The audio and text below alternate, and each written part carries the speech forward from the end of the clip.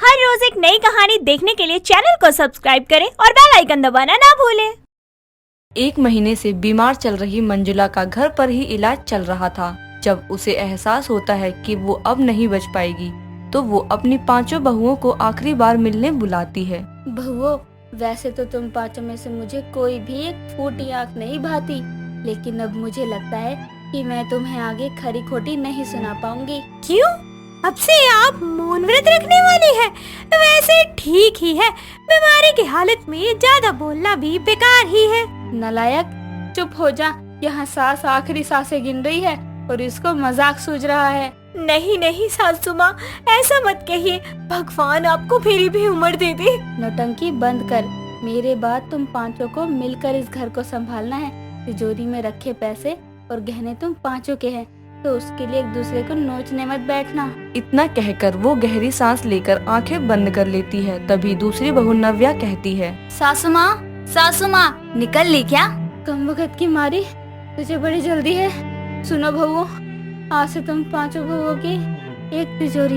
इतना कहकर वो तिजोरी की चाबी लिए अपना हाथ आगे बढ़ाती है, तो उसकी पांचों बहुएं चाबियां पकड़ लेती हैं और मंजुला का हाथ खुद ही नीचे गिर जाता है और वो स्वर्ग को सिधार जाती है। सास के अंतिम संस्कार के बाद पांचों सास के कमरे में रखी हुई तिजोरी के पास जाती हैं और उसे घूरते हुए अपने मन में कहती हैं, इसमें से पहले तो मैं अपनी शादी के गहने निकलवाऊंगी, फिर धीरे धीरे कैश। इसमें से तो मैं सासू माँ के सोने का हार लूंगी। मन तो करता है पूरी तिजोरी ही अपने कमरे में ले चलूं। आखिर कितना कैश रखा होगा सासू माँ ने इसमें? सासू माँ के सारी जमा पूंजी होगी ना इस तिजोरी में दीदियों। मन में बोले। वैसे हम लोग इस तिजोरी को ऐसे ही घुरते रहेंगे क्या? चाबी कहाँ है इसकी? आखिरी बार सासू माँ ने हम पांचों के हाथ में ही पकड़ाई थी। एक चाबी है, पांचों के पास थोड़ी होगी। याद करो आखिरी बार किसके पास थी? याद आया, मैंने उसे संभाल कर रखने के लिए दिया था विकास जी को। उन्होंने कहा था कि कमरे में जाकर रख देंगे। हाँ तो देवरानी जी, खड़ी खड़ी निहार क्या रही हो? चाबी लेकर आओ। मोनिका वहाँ से अपने कमरे में जाती है और कुछ देर बाद चाबी लेकर आती है, तो सबसे बड़ी बहू चाबी से तिजोरी को खोलती है। तिजोरी खुलते ही पांचों बहुओं की आंखें फटी की फटी रह जाती हैं, क्योंकि तिजोरी में 2 लॉक होते हैं। तभी वहाँ विनी का पति अनीश आता है। तुम सब यहाँ क्या कर रही हो? तिजोरी को निहार रहे हैं भाई साहब। अनीश, इस तिजोरी में डबल लॉक है क्या? हाँ, दूसरा कोई लॉक पासवर्ड से खुलेगा जो सिर्फ माँ ही जानती हैं, मतलब थी। अब इस बंद तिजोरी को बाद में खोलना, पहले खाना लगा दो। क्या फायदा इस तिजोरी का? तिजोरी में रखे गहने और पैसों को लेकर पांचों के अरमान तिजोरी के पासवर्ड लॉक को देखकर धरे के धरे रह जाते हैं, जिसके बाद पांचों तिजोरी को ऐसे ही छोड़कर वहां से चली जाती हैं। रात को खाना खाने के बाद डिम्पी रत्ना के रूम में जाकर कहती है, तुम्हें क्या लगता है सासू माँ ने तिजोरी में 2 लॉक क्यों लगवाए होंगे? कुछ खास ही होगा दीदी, तभी तो 2 लॉक की जरूरत पड़ी है। ये सासू माँ भी ना जाते जाते चालाकी कर गई। अरे जब चाबी दे ही रही थी तो 2 मिनट और सांस रोककर दूसरे लॉक का पासवर्ड भी बोल देती। यहाँ कमरे में रत्ना और डिम्पी बातों में लगे होते हैं, तो वहाँ विनी भी किचन में मोनिका और नव्या से बात करते हुए कहती है, क्या पासवर्ड हो सकता है दूसरे लॉक का? सासू माँ की जन्म तारीख? बिल्कुल नहीं, सासू माँ तो उस दिन को कोसती थी। मुझे लगता है उनकी शादी की तारीख होगी। उस तारीख को तो वो अपनी जिंदगी का काला दिन घोषित करती थी और ससुर जी को भी तो कितना बुरा भला कहती थी। ये भी है। फिर दीदी, हम पांचों बहुओं की एक तिजोरी खुलेगी कैसे? पांचों बहुएं यही सोचने में व्यस्त हो जाती हैं कि आखिर इस तिजोरी का पासवर्ड क्या हो सकता है, और पांचों अपने अपने पतियों से इस बारे में पूछने की कोशिश करती हैं, लेकिन उन्हें भी इस बारे में कुछ पता नहीं होता। ऐसे ही 1 महीने का समय बीत जाता है। डिम्पी बहू के सवर का बांध टूटता है और वो रत्ना से कहती है, हद हो गई है यार, न बेटों को कुछ बताया न बहुओं को। ऐसे तो वो तिजोरी जिंदगी भर नहीं खुलेगी। अब हम हाथ पर हाथ धर कर तो नहीं बैठ सकते। तो क्या करोगी आप? जब ताला नहीं खुलता तो क्या करते हैं? तोड़ देते हैं। हाँ, अब तो यही करना पड़ेगा। बोल देगी मेरा साथ? इतना कहकर डिम्पी अपना हाथ बढ़ाती है, तो रत्ना भी उससे हाथ मिलाते हुए उसका साथ देती है। फिर दोनों हथौड़ा लेकर तिजोरी वाले कमरे में पहुंचते हैं, तो विनी और अनीश पहले से ही वहां मौजूद होते हैं। उन्हें देखकर वो हथौड़ा पीछे छुपाने लगती है, तो विनी कहती है, ये हथौड़ा लिए तुम दोनों यहाँ क्या कर रही हो? ये वो कील ठोकने आई थी ना दीदी। हाँ हाँ, वो कील ठोकने। वो सासू माँ की तस्वीर यहाँ भी होनी चाहिए ना, इसलिए कील लगाने आए हैं। रत्ना लाओ कील। अरे तुम दोनों चिंता मत करो, मैं तस्वीर लगा दूंगा। अरे नहीं भाई साहब, अभी हथौड़ा लाए हैं तो तोड़ के जाएंगे। क्या तोड़ कर जाएंगे? तोड़ के नहीं दीदी, कील ठोक कर जाएंगे। तुम दोनों भी ना, जब वो कह रही है कि कर देंगे तो करने दो। वैसे भी पता लगा कील पर हथौड़ा मारते मारते तुम दोनों ने अपना हाथ घायल कर लिया। चलो यहाँ से। दोनों को ना चाहते हुए भी हथौड़ा अनीश को पकड़ाना पड़ता है और दोनों तिजोरी को घूरते हुए वहाँ से चली जाती हैं। रात को सभी के सो जाने के बाद विनी, नव्या और मोनिका मोमबत्ती लिए तिजोरी के पास पहुँचती हैं और लॉक खोलने की कोशिश करने लगती हैं। तभी अचानक से कमरे की लाइट ऑन हो जाती है। तभी नव्या कहती है, ये बत्ती अपने आप कैसे ऑन हो गई दीदी? अरे अपने आप नहीं, हमने ऑन की है। तुम आधी रात को चोरी छुपे यहाँ आकर तीनों क्या कर रहे हो? वही जो तुम दोनों दिन के उजाले में हथौड़ा लेकर करने आई थी। मतलब आप दोनों हम पांचों की तिजोरी तोड़ने वाली थी, वो भी बिना पूछे? हाँ आए थे, लेकिन दीदी ने रोक दिया। अगर वो नहीं रोकती तो अभी तक तिजोरी का सारा सामान हमारी अलमारियों में होता। पांचों आपस में बातें कर रही होती हैं, जिसकी आवाज से अनीश और विकास की आंखें खुल जाती हैं और दोनों भाई अपनी माँ के कमरे की लाइट ऑन देखकर वहाँ आते हैं। तो वहाँ पांचों को तिजोरी के पास खड़ा बहस करते देखकर बोलते हैं, आप पांचों को हो क्या गया है? आधी रात को तिजोरी खोलने के लिए आप पांचों अपनी नींद खराब करके यहाँ खड़ी हैं। तुम सब पागल हो गई हो इस तिजोरी के पीछे? मतलब आधी रात को बहस करने बैठी हो? हाँ तो क्या दिक्कत है? ये हम पांचों की तिजोरी है और हम इसे और बंद नहीं देख सकते। और नहीं तो क्या, वैसे भी आप लोग तो हमारी कुछ मदद कर नहीं रहे हैं। अब सासू माँ ने डबल लॉक लगवाया है तो किसी को तो उसका पासवर्ड बताया ही होगा ना। थोड़ा दिमाग लगाकर पांचों सोचोगी ना तो तुम पांचों की ये तिजोरी चुटकियों में खुल जाएगी, समझी तुम पांचों? इतना कहकर दोनों वहाँ से चले जाते हैं। तभी उनमें से डिम्पी जोर से कहती है, 5? हाँ 5 यही होना चाहिए। ये क्या 5-5 कहे जा रहे हो दीदी? अरे भाई साहब ने जो कहा उस पर ध्यान दिया तुम लोगों ने? उन्होंने 3 बार 5 कहा। हाँ, और ये तिजोरी हम पांचों की है। मतलब पासवर्ड होना चाहिए 3 बार 5। हाँ। तभी विनी 3 बार 5 का पासवर्ड लगाती है और तिजोरी का लॉक एक बार में ही खुल जाता है। पांचों की खुशी का कोई ठिकाना नहीं रहता, लेकिन उनकी खुशी तिजोरी में सिर्फ 5 नेकलेस को देखकर शांत हो जाती है, जिसके साथ उनकी सास की लिखी एक चिट्ठी होती है। निकम्मियों, ये 5 हार पांचों के लिए बनवाए थे मैंने और तुम्हें मिल गए। इसका मतलब तुम पांचों ने दिमाग लगाया होगा। बाकी जैसा इस तिजोरी को खोलने के लिए एक साथ रही, वैसे ही जिंदगी भर रहना और तिजोरी में अपनी खुशियाँ संजोए रखना। अपनी सास की चिट्ठी को पढ़कर पांचों की आंखों में आंसू आ जाते हैं। कांता अपने बेटे कुश के अचानक शादी करके आने से दुखी थी, लेकिन कुश एक अच्छे घर की अमीर लड़की आशिमा को अपनी बीवी बनाकर लाया था, जिसके कारण कांता की नाराजगी ज्यादा देर तक नहीं रह पाई और वो अपनी नई बहू का स्वागत करते हुए बोलती है, आ जाओ बहू, अब बेटे की पसंद के आगे एक माँ को तो झुकना ही पड़ेगा। बेटी की पसंद नहीं, बहू की अमीरी देखकर झुकी हैं आप तो। कांता अपनी नई बहू की आरती उतार ही रही होती है कि तभी वहाँ कुश की बहन रिया आती है, जो दरवाजा रोकते हुए अपने भाई से बोलती है, भाई देख, मैंने सुना है कि दरवाजा रोकने की रस्म होती है, जिसमें भाई को अपनी बहन को पैसे देने पड़ते हैं कमरे में जाने के लिए। तो अब तो देख ले, अगर कमरे में जाना चाहता है तो पैसे दे दे।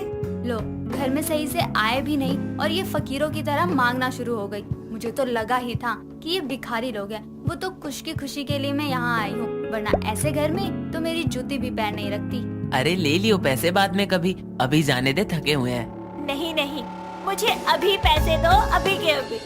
ये देखकर आशिमा अपने पर्स से कुछ पैसे निकालती है और रिया के हाथों में देते हुए बोलती है, ये लो पैसे और रास्ता छोड़ो हमारा। मैं बहुत थक गई हूँ, तुम्हारी फकीरी के चलते और देर खड़ी नहीं रह सकती।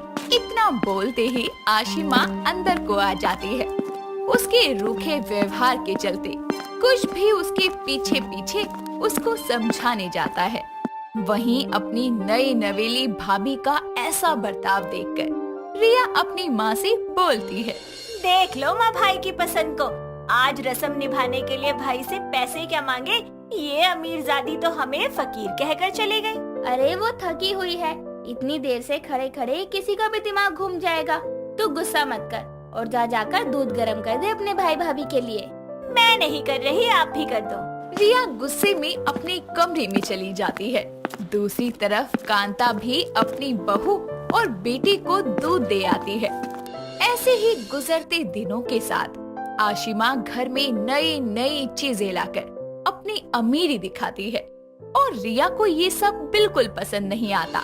लेकिन एक दिन रिया को अपने कॉलेज फेस्टिवल में पहनने के लिए साड़ी चाहिए थी, जिसके लिए वो अपनी माँ से बोलती है। माँ मुझे साड़ी चाहिए, मेरे कॉलेज में फेस्टिवल है, मुझे उसमें पहननी है। देख बेटा, अभी मेरे पास इतने पैसे नहीं हैं कि तुझे साड़ी दिला सकूं। तू ऐसा कर, जाकर अपनी भाभी से मांग ले, उनकी कोई साड़ी वो दे देगी, मना नहीं करेगी। क्या माँ, अब मैं उनसे मांगू? अरे वो तेरी भाभी ही तो है, अपनी भाभी से मांगने में कैसी शर्म, जाकर ले ले। अपनी माँ के कहने पर रिया अपनी भाभी के कमरे में जाकर उनसे बोलती है। भाभी, मेरे कॉलेज में फेस्टिवल है, मुझे उसमें साड़ी पहननी है, तो क्या आप मुझे अपनी कोई साड़ी दे सकती हैं एक दिन के लिए? हाँ हाँ, क्यों नहीं। मैंने अपनी साड़ी फकीरों को दान करने के लिए ही तो ली है, और सबसे बड़ी फकीर तो मेरी खुद की ननद है, तो भला मैं उसको क्यों नहीं दूंगी। रुको, अभी देती हूँ। आशिमा बड़े ही प्यार से अपनी ननद की बेइज्जती करके उसको अपनी एक साड़ी दे देती है, जिसके बाद रिया उस साड़ी को लेकर अपने कमरे में जाती है और मुंह फुलाते हुए बोलती है। भाभी अमीर है तो उन्होंने सबको फकीर समझा हुआ है क्या? अरे कोई भी चीज देंगी तो बकवास और ताना मार देंगी। आशिमा और रिया के बीच हुई बातें कांता भी सुन लेती है, लेकिन वो घर की शांति बनाए रखने के लिए कुछ नहीं बोलती। आशिमा ने तो घर के कामों के लिए भी नौकर रख लिए थे, जिसके कारण वो बस पूरा दिन अपनी कमरे में ही घुसी रहती। ससुराल वालों से ज्यादा बात नहीं करती, ना ही कोई मेल मिलाप करती। लेकिन कांता चाहती थी कि उसकी बेटी रिया और आशिमा आपस में बहनों की तरह रहे, ताकि आगे उसके ना रहने पर उसकी बेटी को कोई दिक्कत ना हो। इसीलिए वो कभी कभी रिया को किसी न किसी बहाने अपनी भाभी से बात करने भेज दिया करती, ताकि आशिमा को घर में अकेलापन महसूस ना हो। ऐसे ही एक दिन जब आशिमा घर से पार्टी के लिए जा रही होती है, तो कांता उसे रोकते हुए बोलती है। बहू, कहीं घूमने या पार्टी में जा रही हो क्या? जी माँ जी, सही पहचाना, मैं एक पार्टी में जा रही हूँ, शाम तक आ जाऊंगी। तो बहू एक काम कर, रिया को भी ले जा, अकेली घर में बोर हो जाएगी, ये भी देख लेगी अपनी भाभी की पार्टी। अरे माँ, मुझे नहीं जाना, मेरे पास तो कपड़े भी नहीं है। अरे कपड़े जा भाभी से ही ले ले, चल जा, हो जा तैयार जल्दी से। आओ आओ ननद जी, आपको कपड़े दूं? फकीर कहीं की, हर वक्त मांगने को तैयार रहती है। आशिमा एक ड्रेस रिया को दे देती है, जिसके बाद रिया तैयार होकर अपनी भाभी के साथ एक बड़े से रेस्टोरेंट में जाती है, जहां आशिमा की अमीर सहेलियां भी आई होती है, और उनमें से एक नताशा नाम की दोस्त रिया को साथ देखकर बोलती है। अरे आशिमा, ये तो तेरी वो पुरानी ड्रेस है ना जो तू कह रही थी फेंकने वाली हो गई है। हाँ यार, लेकिन मैंने सोचा फेंकने से अच्छा किसी फकीर को दान दे दूं, और मेरी ननद से बड़ी फकीर तो कोई है ही नहीं, जब देखो तब मांगती रहती है फकीरों की तरह। शादी के पहले दिन पैसे मांग रही थी, एक दिन साड़ी मांग रही थी, आज यहाँ आने के लिए भी मेरे से ही ड्रेस मांगी। तो मैंने सोचा चलो थोड़ा दान पुण्य ही कर लिया जाए। एक फकीर ननद को अमीर भाभी मिल गई जो हमेशा उसकी फकीरी को ढकती रहेगी। सही है, मौज हो गई इसकी तो। पार्टी में मौजूद रिया भी ये सब सुन लेती है। सबके सामने अपना मजाक बनने पर उसकी नजरें शर्म से झुक जाती है और वो पार्टी को बीच में छोड़कर घर चली जाती है। घर आकर उदास होकर वो अपने कमरे में रो रही होती है। कांता के लाख पूछने पर भी वो अपनी भाभी के बारे में एक शब्द भी बुरा नहीं बोलती। लेकिन उस शाम जब कांता अपने बेटे बहू के कमरे से गुजरती है, तो उसके कानों में अपनी बहू की बात पड़ती है, जो अपने कमरे में कुश से बोलती है। पता है कुश, आज मैंने तुम्हारी फकीर बहन को अच्छा सबक सिखाया। अपनी सहेलियों के सामने ऐसा बेइज्जत किया कि दोबारा वो फकीरों की तरह मुझसे कुछ नहीं मांगेगी। तुम पागल हो क्या आशिमा? मेरी बहन कोई फकीर नहीं है, समझी? अरे तुम उसकी भाभी हो और ननन भाभी को तो बहनों की तरह रहना चाहिए। माना तुम अमीर हो, लेकिन उसमें उसकी क्या गलती? उसने तो तुमको अपनी भाभी समझकर हक से कुछ मांगा, लेकिन तुम उसको फकीर समझोगी। ये उसको पता होता तो वो कभी तुमसे कुछ मांगती ही नहीं। ये सुनकर कांता भी कमरे में आती है और अपने बेटे की बात से सहमत होकर बोलती है। बहू, मेरी बेटी ने आज तक तुमसे कभी कुछ नहीं मांगा मन से। अरे उसको तुमसे क्या, मुझसे मांगने में भी शर्म आती है। वो तो मैंने उसे बोला, मुझे लगा तुम दोनों एक दूसरे की चीजें इस्तेमाल करोगी तो आपस के रिश्ते में प्यार बढ़ेगा, लेकिन मैं गलत थी। आज से मैं उसको मना कर दूंगी कि वो तुमसे कुछ भी ना मांगे। कांता अपनी बहू को ये बोलकर अपनी बेटी के कमरे में जाती है और उसको प्यार से अपने गले लगाकर चुप करवाती है। अब से रिया अपनी भाभी से कुछ नहीं मांगती और धीरे धीरे आशिमा ने पाया कि उसका और रिया का रिश्ता जो था वो भले ही किसी चीज को मांगने से शुरू हुआ था, पर वो तभी भी उससे बात करती थी। लेकिन जब से रिया ने खुद को आशिमा से अलग कर लिया था, दोनों की बिल्कुल बात नहीं होती थी। आशिमा अगर घर में कोशिश भी करती तो उससे बात करने पर रिया दूर चली जाती। ये देखकर आशिमा कुश से बोलती है। रिया, मुझे उस दिन के लिए माफ कर दो। मैंने अपनी सहेलियों के सामने तुम्हारा मजाक बनाया। कोई बात नहीं भाभी, मैंने आपको माफ कर दिया। ऐसे नहीं, मैंने तुमको हमेशा फकीर बोला, जबकि सबसे बड़ी फकीर तो मैं हूँ। अमीर पैसों से हूँ, लेकिन रिश्तों के मामले में तो आपसे भी ज्यादा फकीर हूँ। ना आज तक अच्छी बहू बन पाई, ना भाभी। मुझे एक मौका दे दो रिया, दिल से मैं अपनी सारी गलती सुधारना चाहती हूँ। मुझे खुशी है कि आपको आपकी गलती का एहसास हो गया। मैंने आपको माफ कर दिया और एक मौका भी दे दिया। अब से हम एक परिवार की तरह रहेंगे। हाँ, पक्का।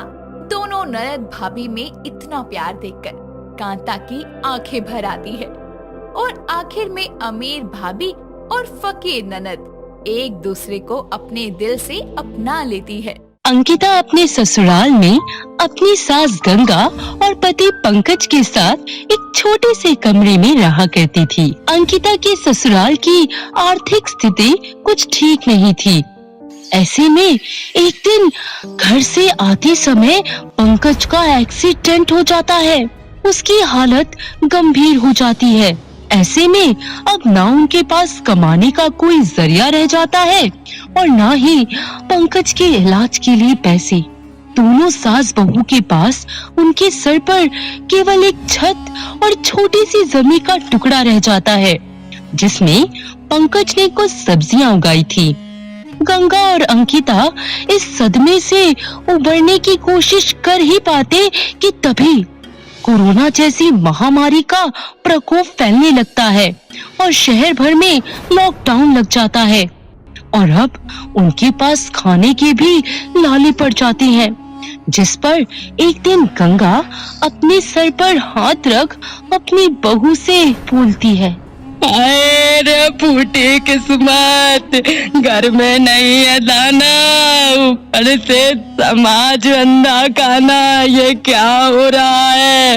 अरे बहू, घर में सिवाय इन सब्जियों के कुछ नहीं है और आटा बस ये ही है थोड़ा सा। आज ऐसी हालत हो गई है, हे भगवान, कैसे करेंगे हम अपने पंकज का इलाज? आए सोचा था कि इस लॉकडाउन में कहीं झाड़ू पोछा करके 4 पैसे कमा लूंगी, घर की हालत सुधर जाएगी, पर आए राम ये लॉकडाउन, आए इसने तो सारी उम्मीदें ही तोड़ दी। आए माँ जी, आप बिल्कुल भी चिंता मत कीजिए, सब कुछ ठीक हो जाएगा और इस बुरे समय में हमें हिम्मत से काम लेना होगा। हम सभी को एक परिवार, एक ताकत बनकर इस मुसीबत का सामना करना होगा। आप आराम से बैठिए और पंकज जी ने जो सब्जियां लगाई थी, मैं आज उन्हीं में से कुछ बना लेती हूँ, फिर उन्हें दवाई भी तो देनी है ना। अंकिता बाहर से सब्जियां तोड़ उससे थोड़ी सी सब्जियां बना लेती है और पंकज को खाना खिलाकर दवाई देकर सुला देती है और फिर वो अपना घर कैसे चलाए इस सोच में डूब जाती है। तभी उसकी सास गंगा अपनी बहू से उस जमीन के बारे में बात करने लगती है कि तभी माँ जी, हम अपनी कोने वाली छोटी जमीन को नहीं बेचेंगे, बल्कि अब से मैं सब्जियां बेचा करूंगी। अरे बहू, ये तो बहुत ही अच्छी बात है।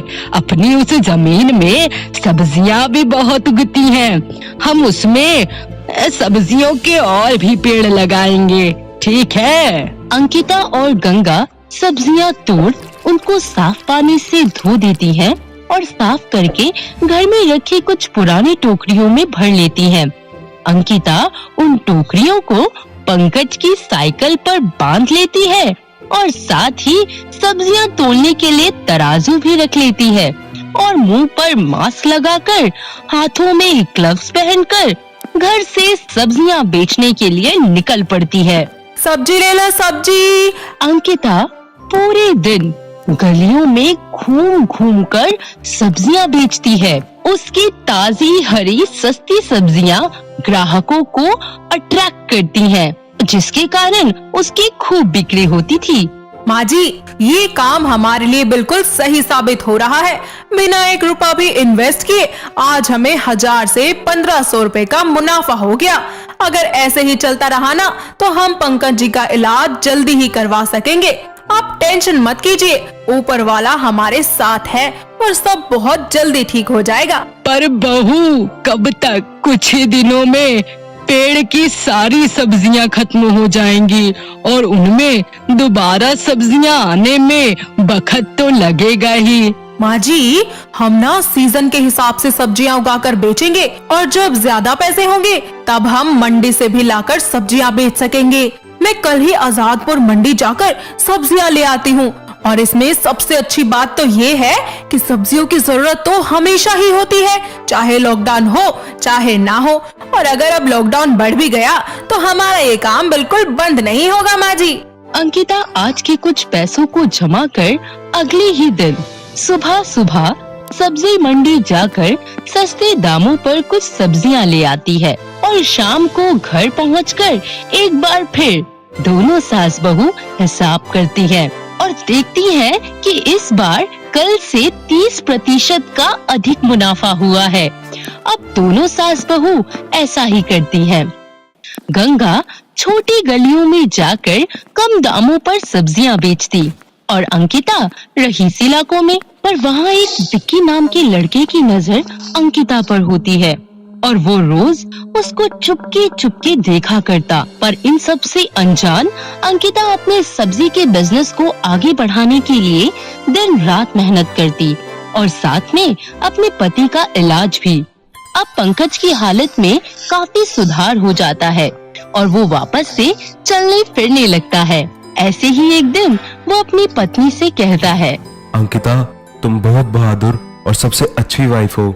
इस बुरे समय पर भी तुमने हार नहीं मानी और अपने खुद के दम पर ये छोटा सा सब्जी का बिजनेस शुरू कर दिया। तुम देखना, मैं जैसे ही पूरी तरह से ठीक हो जाऊंगा हम इस छोटे से बिजनेस को बड़ा करेंगे। अरे बहू और बेटा, अब पहले से अपनी आर्थिक हालत बहुत अच्छी है और अब तो लॉकडाउन भी मुआ खुल गया है। बस मेरा बेटा जल्दी से पूरी तरह ठीक हो जाए।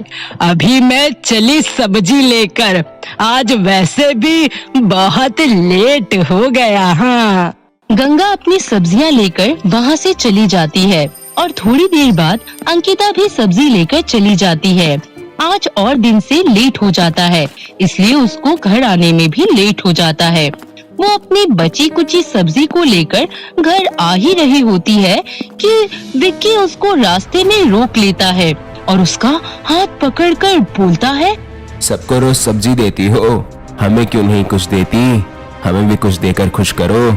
हम तुम्हें पैसे देकर खुश कर देंगे, तुम्हें कभी किसी चीज की कमी नहीं होने देंगे, बस हमारी हो जाओ। छोड़ दो मुझे, मैं शादीशुदा हूँ और अब मुझे अपने घर जाने दो। क्यों मेरे पीछे पड़े हो? छोड़ो मुझे। तुम इतनी सुंदर हो कि हमारी आंखें बस अब तुम्हें ही देखना चाहती हैं। विक्की उसके साथ जबरदस्ती करने लगता है और वहीं दूसरी ओर गंगा और पंकज को अंकिता की चिंता होने लगती है कि इतनी रात हो गई और अब तक अंकिता घर ही नहीं आई। पंकज घबराते हुए अपनी माँ से कहता है, माँ, अंकिता कहाँ सब्जी बेचने जाती है? मुझे बताओ, मुझे बहुत फिक्र हो रही है उसकी। अरे वो जो पास में रईसों का इलाका है ना, उसी में बेचती है सब्जी। मैं अंकिता को ढूंढने जा रहा हूँ। रुक बेटा, मैं भी चलती हूँ, पता नहीं कहाँ है बहू। गंगा अपने गली वाले कुछ लोगों की मदद लेती है और पंकज और बाकी सब अब अंकिता को ढूंढने के लिए निकल पड़ते हैं, जहां वो देखते हैं कि अंकिता मदद के लिए चिल्ला रही है और विक्की उसके साथ जबरदस्ती कर रहा होता है। सारे लोग मिलकर विक्की को मारते हैं और तुरंत पुलिस को बुलाकर उसको सलाखों के पीछे कर देते हैं और अंकिता वहां सब्जियां बेचना छोड़ घर से थोड़ी ही दूरी पर दुकान खोल लेती है और अपने घर वालों के साथ मिलकर अपना सब्जियों का बिजनेस आगे बढ़ाती है और कुछ ही सालों में वो एक नया मुकाम हासिल कर लेती है। दोस्तों, अगर आपको ये कहानी पसंद आई तो इसे लाइक करें, शेयर करें और कमेंट करके बताएं कि कहानी में आपको सबसे अच्छा क्या लगा।